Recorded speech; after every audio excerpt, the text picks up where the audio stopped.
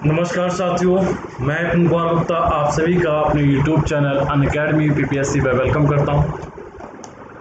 आपका दोस्त, आपका मेंटर, मैं अनअकैडमी पर विपिन कुमार गुप्ता प्रोफाइल के नाम से मैं आपको भारतीय इतिहास के तीनों पोर्शन को कवर करता हूं। ये आप लोगों के लिए YouTube पे एक स्पेशल कड़ी चल रही है, एक स्पेशल एक सीरीज चल रही है जिसमें हम भारतीय गवर्नर, बंगाल के गवर्नर जनरल, भारत के गवर्नर जनरल और भारतीय वायसराय एक टॉपिक पे हम इनका अध्ययन कर रहे हैं। उसी कड़ी में आपकी ये अगली वीडियो है। इससे पहले इस कड़ी पे इस सीरीज पे 4 वीडियो पड़ चुकी हैं, तो जो भी साथियों ने पहली बार इस वीडियो पे हैं वो जाकर के इन चारों सीरीज को क्या कर सकते हैं, देख सकते हैं। आज हम बात करने वाले हैं भारत के गवर्नर जनरल पर। भारत का गवर्नर जनरल आप लोग मुझे अनअकैडमी पर विपिन कुमार गुप्ता प्रोफाइल पे जा करके फॉलो कर सकते हैं एंड हमारे साथ जुड़ने के लिए आप फॉलो करने के बाद आप लोग यहाँ से मुझे मैसेज कर सकते हैं। प्लस पर सब्सक्राइब करने के लिए आप VJ लाइव रेफरल कोड का इस्तेमाल कीजिए और आपको 10% की छूट मिल जाएगी। इसके अलावा आप रिडीम का भी क्या कर सकते हैं, उपयोग कर सकते हैं।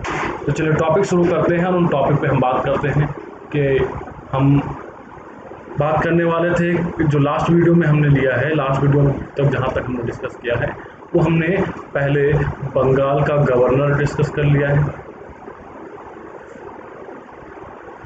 फिर बंगाल के गवर्नर के बाद हमने इसको डिस्कस कर लिया है बंगाल का गवर्नर जनरल भी। इस पॉइंट पे हमने सारे इम्पोर्टेंट पे चर्चा कर ली। अब उसके साथ साथ हम बात करने वाले हैं भारत का गवर्नर जनरल। आज हम इस टॉपिक पे चर्चा करने वाले हैं भारत का गवर्नर जनरल। तो भारत का गवर्नर जनरल जो बनाया गया है वो 1833 ईस्वी के चार्टर एक्ट द्वारा क्या है, चार्टर एक्ट द्वारा ये भारत का क्या है, गवर्नर बनाया गया। तो भारत का जो प्रथम गवर्नर होगा, गवर्नर जनरल होगा, जो भारत का प्रथम गवर्नर जनरल होगा वो लॉर्ड विलियम बेंटिंक होंगे। लॉर्ड विलियम बेंटिंक होंगे। इन पे हम चर्चा करते हैं, इनके इम्पॉर्टेंट बिंदुओं पे हम चर्चा करेंगे जहाँ से एग्जाम से क्वेश्चन पूछे जाते हैं।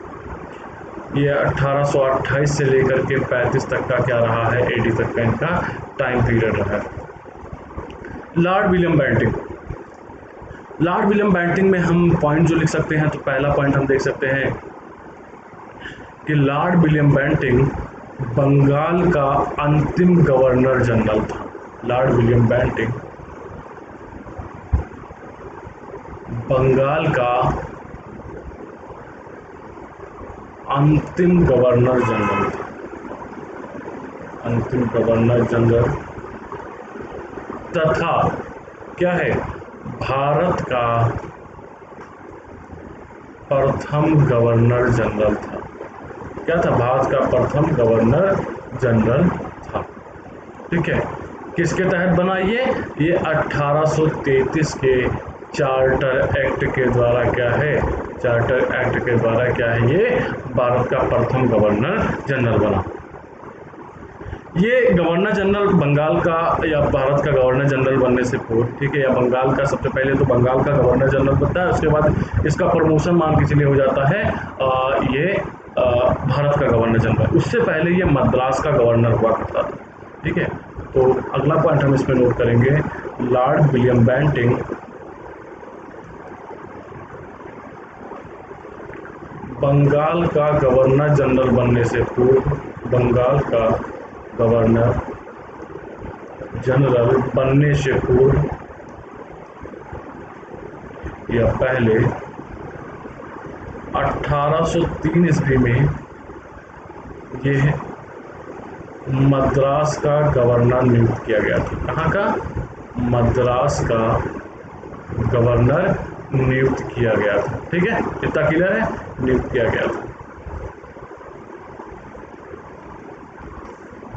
आपसे निवेदन है कि आप इस वीडियो को लाइक करिए, शेयर करिए, कमेंट करिए इस वीडियो, और दोस्तों के साथ भी शेयर करिए। चैनल अगर आपने सब्सक्राइब नहीं किया है तो क्या है, आप चैनल भी सब्सक्राइब करिए, चैनल भी क्या है, सब्सक्राइब करिए। ठीक है, तो ये मद्रास का क्या रहा है, मद्रास का गवर्नर जनरल पोस्ट क्या रहा है, इसने मद्रास का गवर्नर जनरल पोस्ट क्या रहा है, इसके शासनकाल में 1806 ईस्वी में, 1806 ईस्वी में इसने सैनिकों को माथे पर जो जातीय चिन्ह होता है, जैसे कि तिलक वगैरह होता है या अलग अलग चिन्ह होते हैं, 1806 में इसने सैनिकों को माथे पर जातीय चिन्ह लगाने और कानों में कुछ धार्मिक रिवाज होते हैं जिससे बालियां पहनी जाती है, और कानों में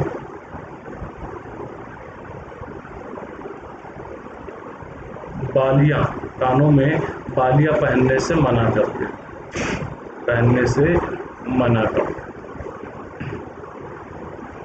अब जब मना कर दिया है तो किसी ना किसी की धार्मिक भावना बिल्कुल आहत होगी, और जब धार्मिक भावना आहत होगी तो क्या होगा? विद्रोह होगा। तो क्या होगा? विद्रोह होगा, जिससे वेल्लोर में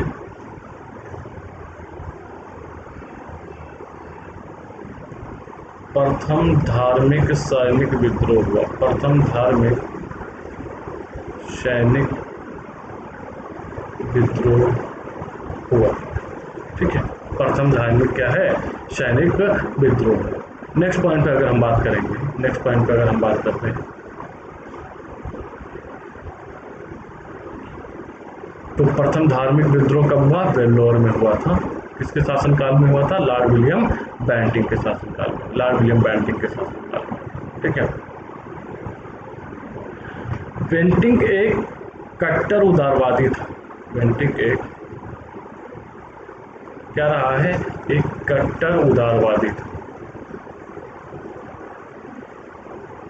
इसका समय विभिन्न सुधारों के लिए भी याद किया जाता है। विभिन्न सामाजिक सुधारों के लिए याद किया जाता है। विभिन्न सामाजिक सुधार के लिए याद किया जाता है। विभिन्न सामाजिक सुधार। इससे जो बहुत बार क्वेश्चन पूछा गया है वो क्वेश्चन एक ही पूछा गया, सती प्रथा का अंत। बहुत बार क्वेश्चन पूछा गया है, सती प्रथा का अंत किसने किया? तो 1829 ईस्वी के नियम 17 द्वारा सती प्रथा पर क्या लगा दिया गया? सती प्रथा पर प्रतिबंध लगा दिया गया। किस पे लगा दिया गया? सती प्रथा पर प्रतिबंध लगा दिया गया। प्रारंभ में ये कानून केवल बंगाल में लागू था। ठीक है, प्रारंभ में यह कानून केवल बंगाल प्रेसिडेंसी में लागू था। 1 सेकंड प्लीज।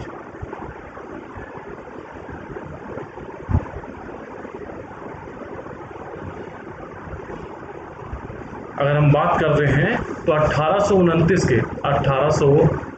के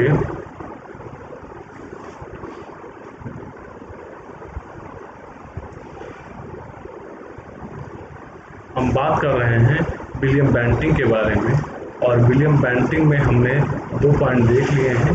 तो अगले पॉइंट की बात करते हैं, अगर हम अगले पॉइंट की बात करते हैं तो 1829 ईस्वी के नियम 17 द्वारा क्या कर दिया गया? सती प्रथा पर प्रतिबंध लगा दिया गया। सती प्रथा पर प्रतिबंध लगा दिया गया।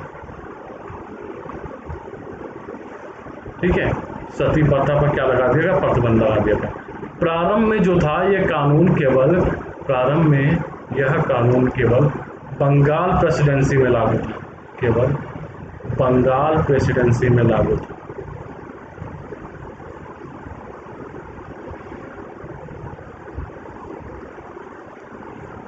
बंगाल प्रेसिडेंसी में क्या था?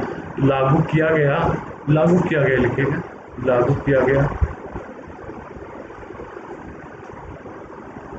बाद में इसे 1830 में मुंबई एवं चेन्नई प्रेसिडेंसी में भी क्या है? लागू किया गया। मुंबई एवं चेन्नई प्रेसिडेंसी में क्या है, प्रेसिडेंसी में लागू किया गया। क्लियर। बाद में से 1838 में मुंबई एवं चेन्नई प्रेसिडेंसी में भी क्या है, लागू किया गया। उसके साथ पेंटिंग में हमने बताया कि काफ़ी सुधारों के लिए इसका टाइम पीरियड जाना जाता है, काफ़ी सुधारों के लिए इसका टाइम पीरियड जाना जाता है। तो पेंटिंग में ठगी प्रथा की समाप्ति के लिए, ठगी प्रथा की समाप्ति के लिए कर्नल स्लीमन को नियुक्त किया। कर्नल स्लीमन को क्या किया, नियुक्त किया। तो अगर क्वेश्चन पूछा जाता है कि ठगी प्रथा का अंत किसने किया, तो कर्नल स्लीमन ने किया। लेकिन हाँ, किसके शासनकाल में किया गया, तो लॉर्ड विलियम बेंटिंक के शासनकाल में क्या है, किया गया। लॉर्ड विलियम बेंटिंक के शासनकाल में किया गया 1830 ईस्वी तक। ठीक है, 1830 ईस्वी तक ठगी प्रथा का क्या कर दिया गया, ठगी प्रथा का अंत कर दिया गया। ठगी प्रथा का अंत कर दिया गया। तो सामाजिक सुधारों में एक बेहतरीन कदम यह रहा कि ठगी प्रथा का क्या कर दिया गया, 1830 में पूरी तरीके से इसका अंत कर दिया गया। 1830 में इसका पूरी तरीके से इसका अंत कर दिया गया। चलिए नेक्स्ट पॉइंट पे बात करते हैं। नेक्स्ट पॉइंट पे बात करते हैं 1833 ईस्वी के चार्टर एक्ट द्वारा, 1833 ईस्वी के चार्टर एक्ट की धारा 87 में योग्यता को बल दिया गया। धारा 87 के योग्यता को ही क्या माना गया, सेवा का आधार माना गया। एकता को, योग्यता को ही सेवा का आधार स्वीकार कर लिया गया। अधिकार स्वीकार कर लिया गया। अब किसी भी भारतीय नागरिक को, किसी भी भारतीय नागरिक को उसके जन्म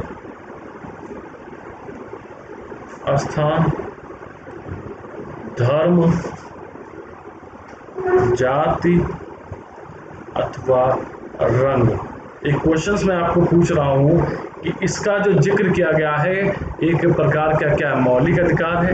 अगर एक मौलिक अधिकार है तो किस आर्टिकल में भारतीय संविधान में इसका जिक्र किया गया, तो भारतीय नागरिक को उसके जन्म स्थान, धर्म, जाति अथवा रंग के आधार पर किसी पद से क्या है, वंचित नहीं किया जाएगा। के आधार पर किसी पद से क्या किया जाएगा, वंचित नहीं किया जाएगा।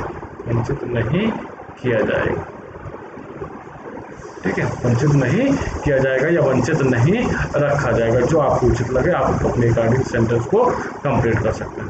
ठीक है, तो एक ये सुधार रहा है, काफी बेहतरीन सुधार किया गया लॉर्ड विलियम बेंटिंक के द्वारा। ठीक है, 1835 ईस्वी में विलियम बेंटिंक ने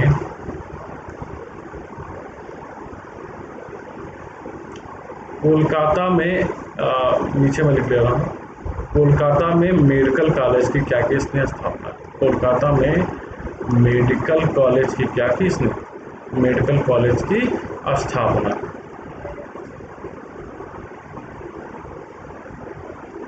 क्या की, मेडिकल कॉलेज की क्या की इसने स्थापना। उसके साथ साथ 7 मार्च 1835 ईस्वी के एक प्रस्ताव, मतलब कौन प्रस्ताव, मैकाले का प्रस्ताव, एक प्रस्ताव द्वारा अंग्रेजों को भारत में अंग्रेजी को भारत में उच्च शिक्षा का क्या मान लिया गया, उच्च शिक्षा का माध्यम मान लिया गया। उच्च शिक्षा का क्या मान लिया गया, माध्यम मान लिया गया। माध्यम क्या है, मान लिया गया। तो ये इसके द्वारा क्या है, अंग्रेजी को एज भाषा के रूप में, अंग्रेजी को एज शिक्षा के माध्यम के रूप में किसके शासनकाल में आधार दिया गया, ये लॉर्ड विलियम बेंटिंक के शासनकाल में इसको क्या किया गया, इसको आधार दिया गया। ठीक है, तो ये विलियम बेंटिंक के कुछ इंपॉर्टेंट काम रहे हैं, विलियम बेंटिंक क्या रहे हैं, इंपॉर्टेंट काम रहे हैं। ठीक है, आगे हम बात करेंगे कि बेंटिंक ने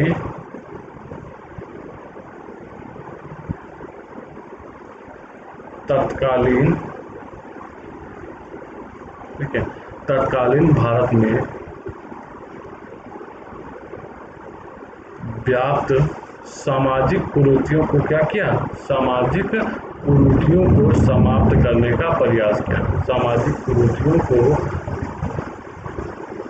समाप्त करने का क्या किया, प्रयास किया। आपसे निवेदन है कि आप प्लीज़ वीडियो को लाइक करिए, शेयर करिए, कमेंट करिए, और अगर आप अनअकैडमी लर्निंग ऐप पर हैं नहीं हैं तो आप उसको डाउनलोड करिए। आप वहाँ पे बीजे लाइव कोड लगा करके वहाँ पे आप एंट्री ले सकते हैं। विपिन कुमार गुप्ता प्रोफाइल पे जा करके आप लोग मुझे फॉलो कर लीजिए। फॉलो करने के बाद आप मुझे यहाँ से मैसेज कर सकते हैं। बीजे लाइव कोड का प्लस सब्सक्रिप्शन के लिए इस्तेमाल करिए, आपको 10% की क्या है, छूट मिल जाएगी। 10% की आपको क्या है, छूट मिल जाएगी। अगले हम बात करेंगे अगले भारतीय गवर्नर जनरल की। तो अगला नाम आएगा चार्ल्स मेडकाफ। इससे हर दूसरे तीसरे एग्जाम में इससे एक क्वेश्चन जरूर पूछा जाता है, चार्ल्स मेडकाफ। इससे हर दूसरे तीसरे एग्जाम में एक आध क्वेश्चन जरूर पूछे जाते हैं। तो यहाँ से बहुत इंपॉर्टेंट है ये, और ज़्यादा पॉइंट भी नहीं है, 1 ही 2 पॉइंट है इसमें। ठीक है, बहुत ही इंपॉर्टेंट पॉइंट है, और ज़्यादा पॉइंट भी नहीं है इसमें, 2-3 पॉइंट ही हैं, और जो कि बहुत ही ज़्यादा क्या है, इम्पॉर्टेंट है। चलिए, चार्ल्स मेडकाफ की बात करें। इसे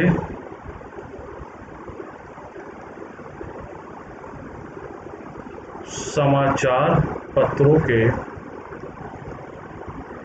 मुक्तिदाता के रूप में क्या है, मुक्तिदाता के रूप में जाना जाता है, मुक्तिदाता के रूप में जाना जाता है।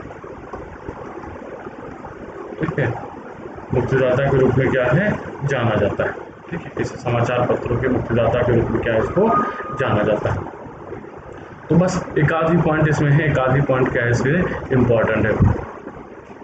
अगला अगर हम गवर्नर जनरल की बात करेंगे, भारत के गवर्नर जनरल की अगली बात करेंगे, तो हम बात करेंगे लॉर्ड ऑकलैंड की। किसकी बात करेंगे, लॉर्ड ऑकलैंड के क्या है, इनके बारे में हम बात करेंगे।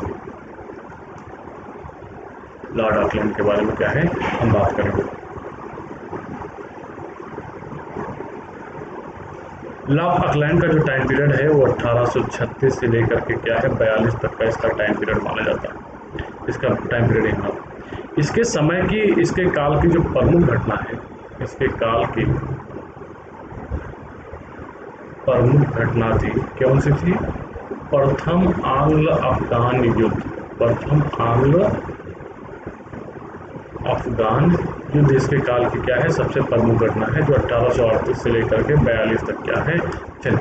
ठीक है, इस युद्ध में अंग्रेजों को भारी हानि हुई, और कह सकते हैं ये इतिहास का जो इतिहासकार इन्नस है, उन्होंने इसे युद्ध को इतिहास का सबसे मूर्खतापूर्ण युद्धों में क्या है, इसकी गणना की, इसमें क्या है, गणना की है। ठीक है, इस युद्ध में एक डील हुई थी। अफगानिस्तान का एक भगोड़ा शासक हुआ करता था शाह शुजा, और अंग्रेजों तथा रणजीत सिंह, इनके मध्य क्या हुई थी, त्रिपक्षीय संधि हुई थी। इस संधि के द्वारा शाह शुजा को क्या था, अफगानिस्तान का गद्दी पर बैठाया जाना था, लेकिन परंतु रणजीत सिंह क्या है, इस युद्ध से, इस संधि से बाद में अलग हो गए थे। तो ये एक इनके इम्पॉर्टेंट पॉइंट में से रहा है कि इसके समय में युद्ध हुआ है, और ये बताया जाता है कि सबसे मूर्खपूर्ण वाला युद्ध इसका रहा है। ठीक है, अगला जो इनमें पॉइंट है कि इसी समय शेरशाह सूरी मार्ग, जिसको शायद आप लोग जानते हैं, शेरशाह सूरी मार्ग का नाम बदलकर क्या रखा गया, जीटी रोड रख दिया गया। क्या रख दिया गया, जीटी रोड रख दिया गया। ठीक है, जीटी रोड रख दिया गया। ये कहाँ से कहाँ तक था, ये काबुल से कोलकाता तक क्या था, कोलकाता तक निर्मित है, अभी भी ये निर्मित है। ठीक है। ये शेरशाह सूरी द्वारा बनाया गया मार्ग था, जिसका कह सकते हैं इसने निर्माण या उसका कह सकते हैं मरम्मत कराई, या इसका नाम बदल कर क्या है इसने जीटी रोड इसका नाम। आज अगले जो हैं वो भी बहुत महत्वपूर्ण में से नहीं है, इतना ज़्यादा महत्वपूर्ण नहीं है। अगले जो आपके भारतीय गवर्नर जनरल हैं उनमें बात करेंगे लॉर्ड एलनबरो। लॉर्ड एलनबरो, इनमें ज़्यादा इम्पोर्टेंट पॉइंट नहीं है, 2 ही 3 पॉइंट है, ठीक है। लॉर्ड एलनबरो, जिनका टाइम पीरियड 1842 से लेकर के 44 तक क्या है माना जाता है। 1842 तक क्या है 44 तक माना जाता है। एलनबरो के समय जो महत्वपूर्ण काम हुआ था तो उसकी बात कर लेते हैं। सिंध का विलय। एलनबरो के समय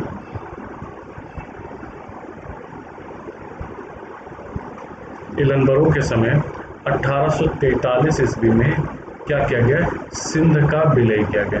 1843 ईस्वी में सिंध का विलय किया गया, ठीक है। उसके साथ साथ एक इसने बहुत महत्वपूर्ण काम किया, कि एलनबरो ने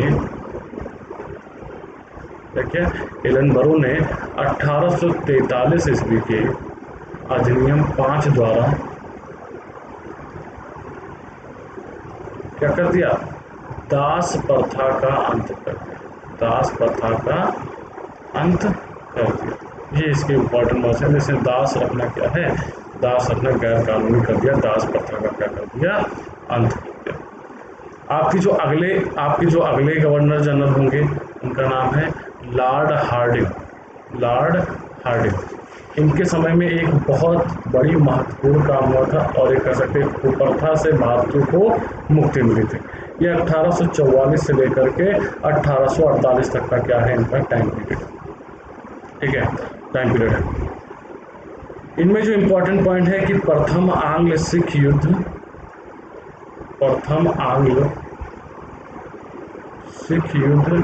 इसी के समय में हुआ। किसके समय में हुआ, इसी के समय में हुआ, जिसका अंत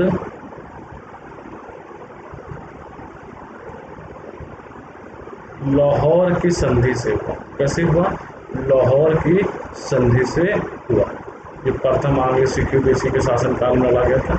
और दूसरा सबसे महत्वपूर्ण बिंदु जो है, अगर हम उसकी बात करते हैं तो हार्डिंग ने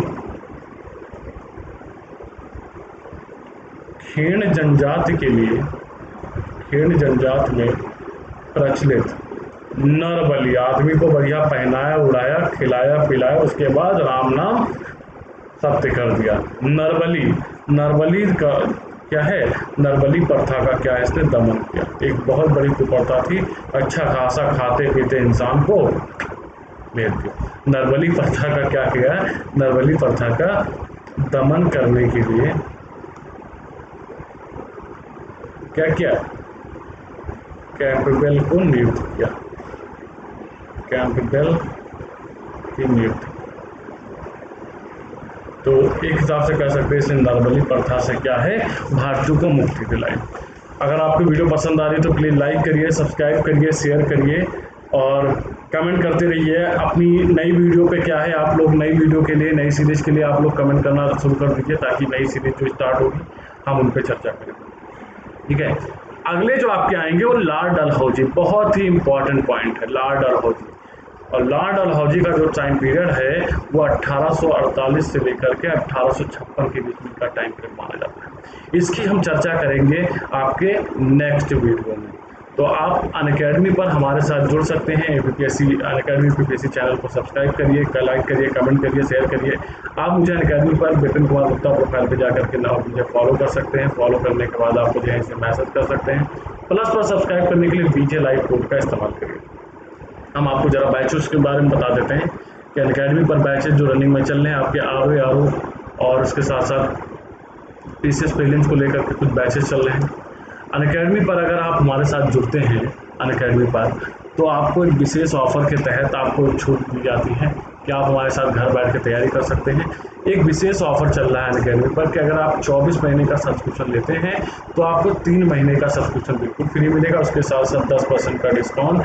BJ लाइव कोड का क्या करिए इस्तेमाल करिए, BJ लाइव कोड का इस्तेमाल करिए। आप हर संडे को इस फ्री स्कॉलरशिप टेस्ट दे सकते हैं। उसके साथ साथ गुरु नेतृत्व मंडे टू फ्राइडे एक टेस्ट सीरीज चलती है, जिसमें क्या कर सकते हैं, आप भाग ले सकते हैं और इसके माध्यम से आप अमेजन कूपन प्राप्त कर सकते हैं और इसके साथ साथ फ्री सब्सक्रिप्शन ले सकते हैं।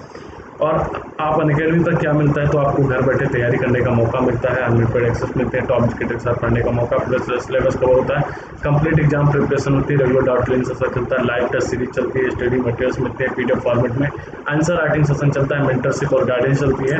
उसके साथ साथ अगर आप प्लस सब्सक्राइबर हैं तो आपको फ्री में टेस्ट सीरीज आपको मिलती है, जो कि सैटरडे और संडे में सुबह 10 बजे कंडक्ट कराई जाती है। उसके साथ साथ अनअकैडमी पर आप लोग के लिए बैच लेकर फरवरी से अनअकैडमी पर पवेड, Hindi, history, philosophy, political science, geography and sociology, ये सारे सब्जेक्ट आपको फरवरी से लाइव हैं अभी। और अगर आप एक बार सब्सक्रिप्शन लेते हैं तो आप इन सारे बैचेस को पढ़ सकते हैं। 7 जून से RO का बैच स्टार्ट हुआ प्रीलिम्स को लेकर के, तो आप इस बैच में जुड़ सकते हैं। और उसके साथ साथ आप 2022 पीसेस को टारगेट करते हुए प्री कम मेंस, मतलब आंसर राइटिंग सेशन के साथ आप इसमें क्या कर सकते हैं, जुड़ सकते हैं। 9 जुलाई से बैच लॉन्च हुआ है।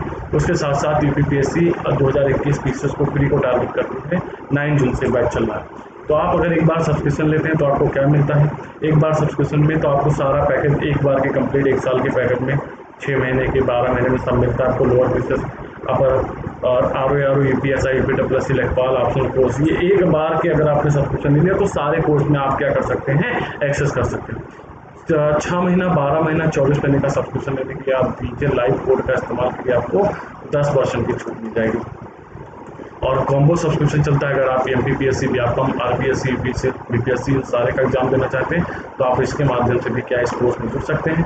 प्लस पर सब्सक्राइब करने के लिए जो आपको रेफरल कोड होगा वो आपका होगा, और रेफरल कोड जो है आपका वो VJ लाइव कोड। तो आज की वीडियो में बस इतना ही। हम नेक्स्ट वीडियो में लॉर्ड डलहौजी, उसके बाद देखेंगे 1857 की क्रांति का क्या कारण बनता है, तो इन सारे बिंदुओं पर चर्चा करेंगे। तो आज के लिए बस इतना ही। Thank you, bye bye, take care, जय हिंद।